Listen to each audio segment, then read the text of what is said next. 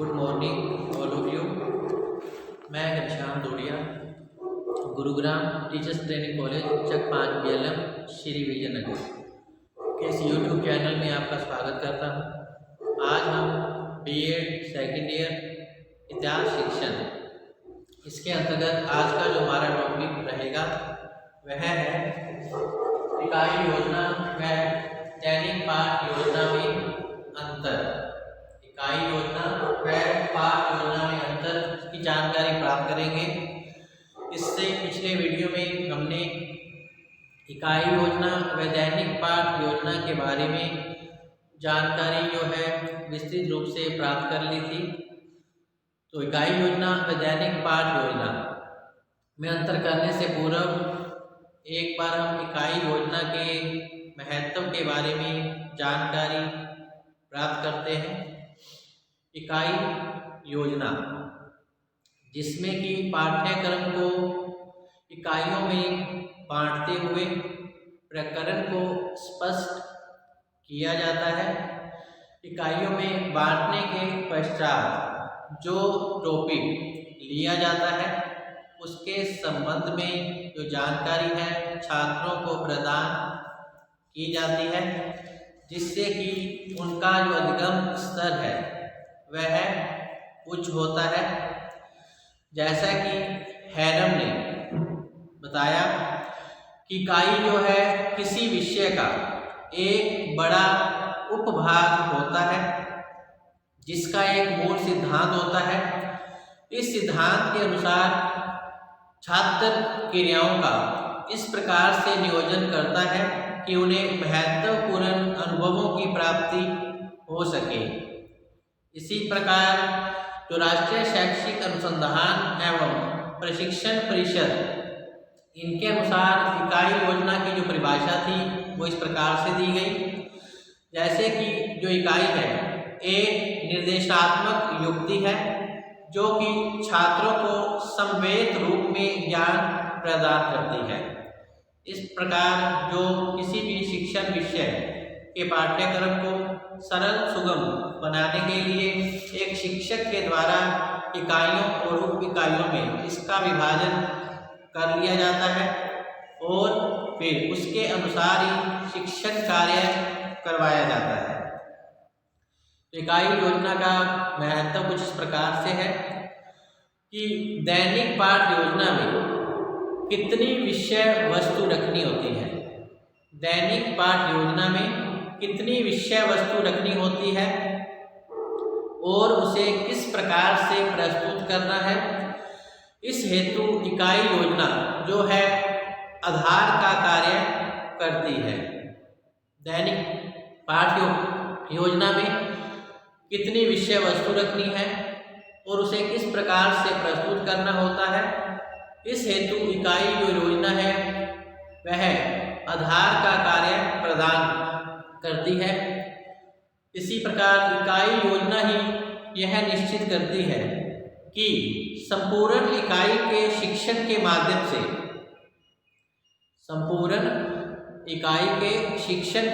से किन उद्देश्यों को प्राप्त किया जाए, इसके बारे में जानकारी जो है इकाई योजना के आधार पर दी जाती है।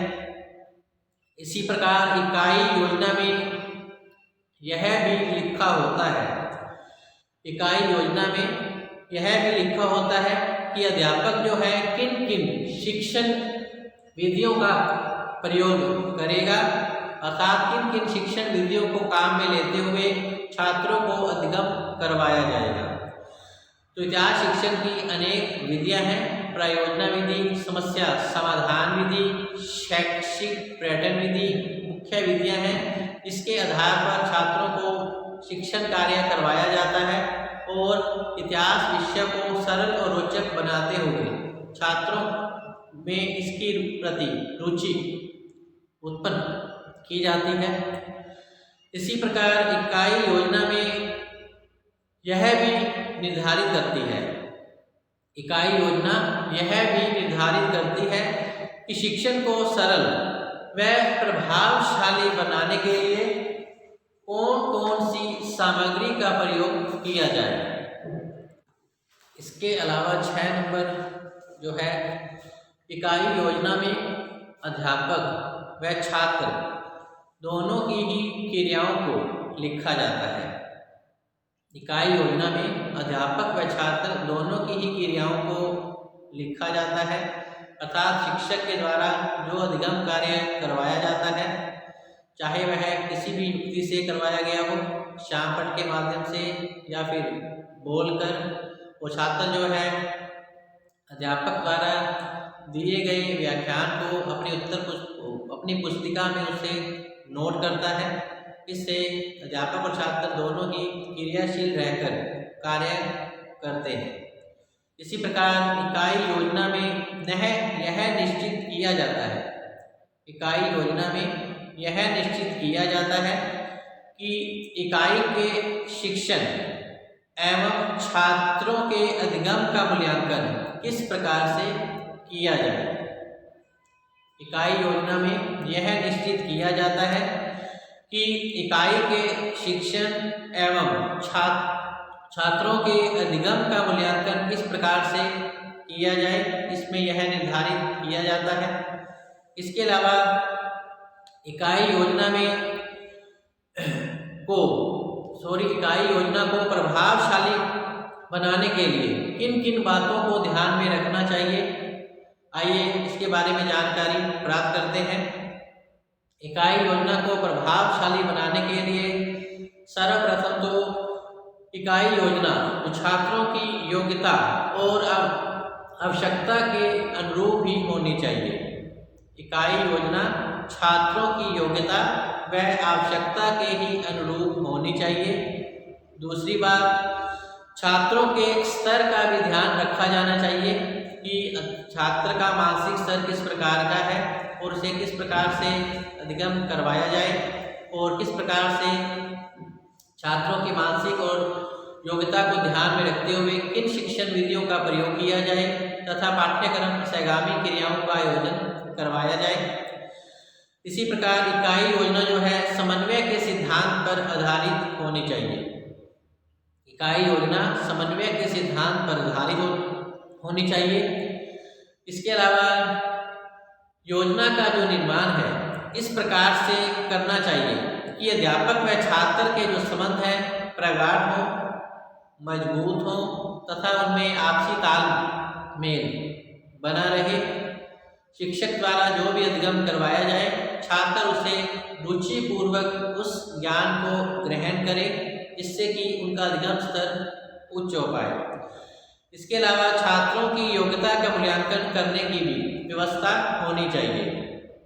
शिक्षक को समय समय पर कक्ष में जो अधिगम करवाया जाता है उसके लिए छात्रों का मूल्यांकन करना चाहिए, अर्थात इसके लिए लिखित मौखिक परीक्षा आयोजित की जा सकती है।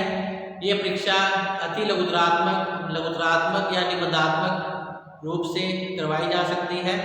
ये परीक्षा 15 दिन में या फिर 1 महीने में या फिर 3-4 दिनों के अंदर छात्रों के मानसिक स्तर को जांचने के लिए इसका मूल्यांकन किया जा सकता है और निबंधात्मक, लघुतरात्मक, अति लघुतरात्मक प्रश्नों का आयोजन करके छात्रों के मानसिक स्तर को निर्धारित किया जा सकता है कि शिक्षक द्वारा करवाया गया अधिगम जो है किस सीमा तक छात्रों के लक्ष्य और उद्देश्यों की पूर्ति करता है तथा एक शिक्षक द्वारा जो अधिगम करवाया गया है उसमें वह कहाँ तक सफल रहा है। इसके लिए वो छात्रों का मूल्यांकन करने के लिए परीक्षाओं का भी आयोजन कर सकता है। इसके अलावा योजना प्रभावशाली और लचीली होनी चाहिए। छात्रों का विकास सर्वांगीण विकास करने वाली हो। इसके साथ साथ योजना जो है छात्रों के सामाजिक व मौखिक वातावरण से संबंधित होनी चाहिए। इस आधार पर इकाई योजना का जो है विशेष महत्व माना गया है। आइए अब हम देखते हैं इकाई योजना व पाठ योजना में क्या अंतर प्रमुख रूप से पाया जाता है। तो इकाई योजना व पाठ योजना के अंतर में हम स्पष्ट करेंगे। अर्थ के आधार पर इकाई योजना व पाठ योजना में अंतर, फिर इसके पश्चात संबंध के आधार पर, फिर इसके पश्चात क्षेत्र के आधार पर, फिर समय के आधार पर, इसके पश्चात विषय वस्तु के आधार पर, नेक्स्ट है कालांश के आधार पर, फिर महत्व के आधार पर, इसके पश्चात सिद्धांत के आधार पर अंतर, वह प्रशिक्षण के आधार पर अंतर की जानकारी प्राप्त करेंगे। सबसे प्रथम है अर्थ के आधार पर इकाई योजना व पाठ योजना में अंतर। तो इकाई योजना में कई प्रकरण होते हैं, क्योंकि इसमें पाठ्यक्रम को इकाइयों में विभाजित करते हुए पाठ्यक्रम को सरल और स्पष्ट बनाया जाता है। तो इकाई योजना में कई प्रकरण हो सकते हैं, जबकि पाठ योजना में एक ही प्रकरण होता है। तो इकाई योजना के अंतर्गत कई प्रकरण हो सकते हैं, जबकि पाठ योजना में एक ही प्रकरण होता है, अर्थात एक ही शिक्षण बिंदु को लेकर जो है अध्ययन करवाया जाता है। जबकि इकाई के अंतर्गत जैसे कि बाबर, हुमायूं, शेरशाह, इन्हें एक इकाई में रख लिया जाता है, जबकि पाठ योजना में किसी एक शिक्षण बिंदु को स्पष्ट करते हुए छात्रों के अधिगम स्तर को उच्च बनाया जाता है। तो अर्थ के आधार पर इकाई योजना और पाठ योजना में अंतर किया जाता है कि इकाई योजना में अनेक प्रकरण हो सकते हैं, जबकि पाठ योजना में केवल एक ही प्रकरण होता है, जिसके बारे में विस्तृत जानकारी जो छात्रों को प्रदान की जाती है। नेक्स्ट है संबंध के आधार पर अंतर। तो इकाई योजना का जो संबंध है इकाई यूनिट से होता है। इकाई योजना का संबंध जो है इकाई से होता है, जबकि पाठ योजना का जो संबंध है प्रकरण अर्थात जो टॉपिक है उससे होता है। इकाई योजना का जो क्षेत्र है विस्तृत होता है, क्योंकि इकाई में उसे अनेक उप इकाइयों में विभाजित किया जाता है। तो इकाई योजना का जो क्षेत्र है वह विस्तृत होता है, जबकि पाठ योजना का जो क्षेत्र है सीमित होता है, अर्थात एक ही शिक्षण बिंदु लिया जाता है और उसके बारे में जानकारी प्राप्त की जाती है। जबकि इकाई योजना में अनेक टॉपिक होते हैं, जिनके बारे में जो पाठ योजना के आधार पर जानकारी जो है छात्रों को प्रदान की जाती है। नेक्स्ट है समय।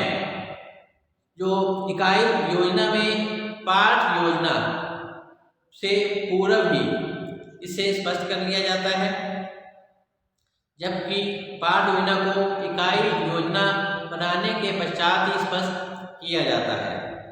तो इकाई योजना पाठ योजना से पूर्व निर्धारित की जाती है, जबकि पाठ योजना जो है इकाई योजना के बाद निर्धारित की जाती है। इसी प्रकार कालांश के आधार पर भी इसमें अंतर किया जाता है।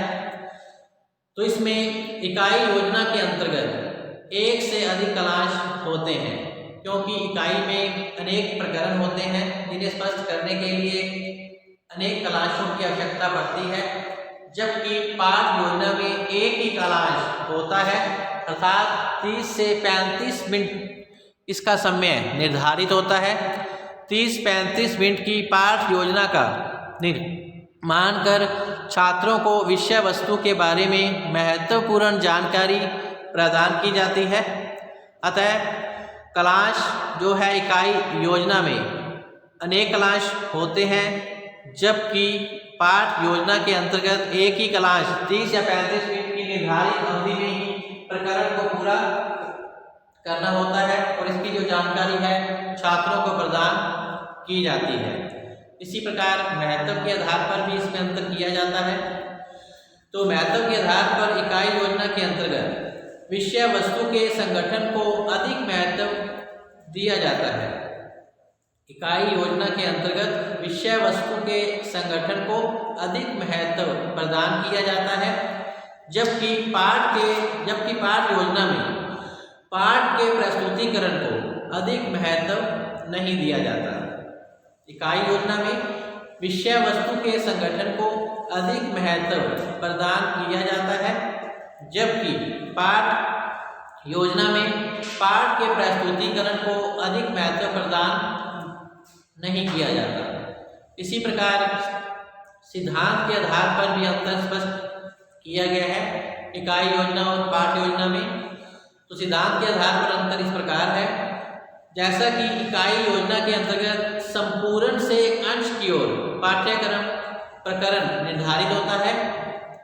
संपूर्ण से अंश की ओर प्रकरण को निर्धारित किया जाता है, जबकि पाठ योजना के अंतर्गत अंश से संपूर्ण की ओर प्रकरण को स्पष्ट किया जाता है। इसी प्रकार प्रशिक्षण के आधार पर भी इकाई योजना और दैनिक पाठ योजना में अंतर किया जाता है। जैसे कि इकाई योजना के अंतर्गत इकाई योजना प्रशिक्षण देने में सहायक नहीं है।